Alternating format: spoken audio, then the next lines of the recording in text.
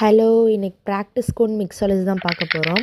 அதுக்கு வந்து நான் ட்ரிபிள் ஃபில்டர் ஹென்னா பவுடர் வந்து 100 கிராம்ஸ் எடுத்துக்கிறேன். அண்ட் தென் வந்து சுகர் வந்து 40 கிராம்ஸ் நான் எடுத்துக்கிறேன். நல்லா வந்து இது மிக்ஸ் பண்ணிக்கோங்க.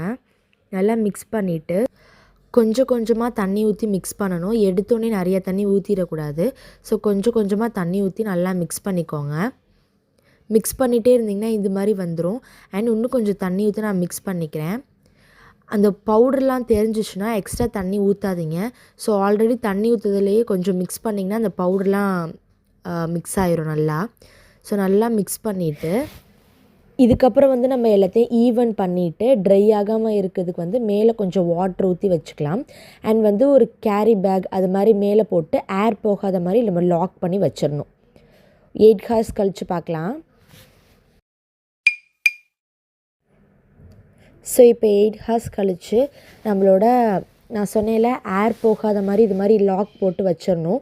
ஸோ நான் கேரி பேக் ஓப்பன் பண்ணும்போது பாருங்கள் நல்லா டை ரிலீஸ் ஆகிருக்கு. ஸோ இப்போ வந்து ஸ்பூனில் வந்து ஸ்வைப் பண்ணேன்னா உள்ளே இருக்க வந்து க்ரீன் கலரில் இருக்கணும், வெளில வந்து ப்ரௌன் கலரில் இருக்கணும். ஸோ இப்படி இருந்தால் டை ரிலீஸ் ஆயிடுச்சுன்னு அர்த்தம். ஸோ நம்ம நல்லா மிக்ஸ் பண்ணிவிட்டு நம்மளுக்கு இப்போ தேவை எவ்வளோ வாட்டர் வேணுமோ கொஞ்சம் கொஞ்சமாக மிக்ஸ் பண்ணிவிட்டு நம்ம ஒரு ஸ்டிக்கி கன்சிஸ்டன்சிக்கு வரணும். ஸோ அது வர வரைக்கும் நம்ம வந்து கொஞ்சம் கொஞ்சமாக வாட்டர் ஊற்றி மிக்ஸ் பண்ணிக்கிட்டே இருக்கணும். ஸோ நிறைய வாட்டர் ஊற்றாமல் கொஞ்சம் கொஞ்சமாக தான் ஊற்றணும். ஸோ நல்லா இது மாதிரி நான் மிக்ஸ் பண்ணிக்கிறேன். ஸோ இன்னும் கொஞ்சம் வாட்டர் ஊற்றி நான் நல்லா மிக்ஸ் பண்ணிக்கிறேன்.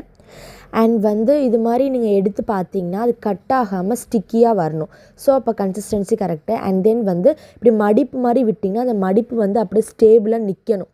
ஸோ அது வந்து கலையாமல் நின்றுச்சுன்னா கன்சிஸ்டன்சி வந்து கரெக்டு. ஸோ இதுக்கப்புறம் என்ன பண்ணணும் அப்படின்னா நம்ம வந்து சாக்ஸிங் பண்ணணும். ஸோ அதுக்கு வந்து ஒரு கிளாஸ் எடுத்துக்கோங்க. அதுக்கு மேலே வந்து பைப்பிங் பேக் போட்டுக்கிறேன்.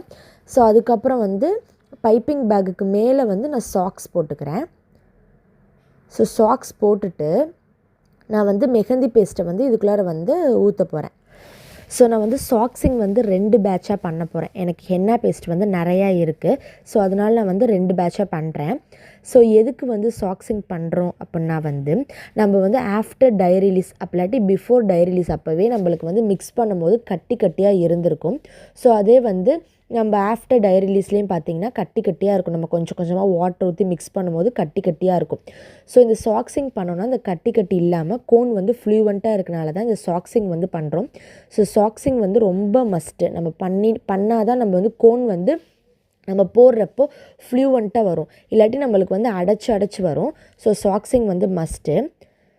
ஸோ இது மாதிரி எடுத்துகிட்டு பைப்பிங் பேக்கோடு எடுத்துகிட்டு ஒரே ஒரு சுற்றி இது மாதிரி இழுத்திங்கன்னா உங்களுக்கு வந்து மெஹந்தி பேஸ்ட்லாம் வந்து அந்த பைப்பிங் பேக்கில் போயிடும். பைப்பிங் பேக்கில் இருக்க ஹேண்டை வந்து நீங்கள் டைட்டாக ஹோல்டு பண்ணிக்கோங்க.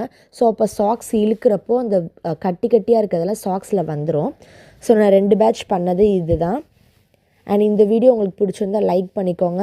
இன்ஸ்டாகிராமில் யூடியூப் சேனலில் ஃபாலோ அண்ட் சப்ஸ்கிரைப் பண்ணிக்கோங்க. பாய்.